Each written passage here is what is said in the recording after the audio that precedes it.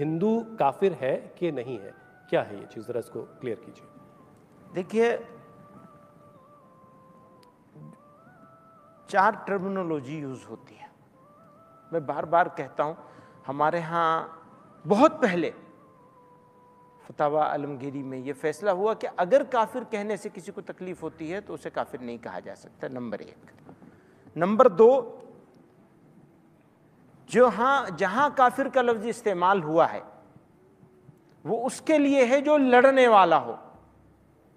تیسری بات یہ ہے کہ ایک اہل کتاب ہوتے ہیں، مشرک ہوتے ہیں، کافر ہوتے ہیں، مسلمان ہوتے ہیں، منافق ہوتے ہیں، 4 5 6 ٹرمینولوجی الگ الگ استعمال ہوئی۔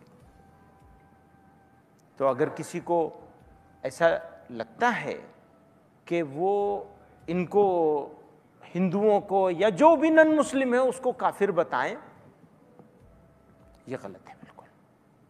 اس میں تو یہ کہا گیا ہے کہ شبہ اہل کتاب ہے، نیئرسٹ جو ہیں وہ اہل کتاب ہے۔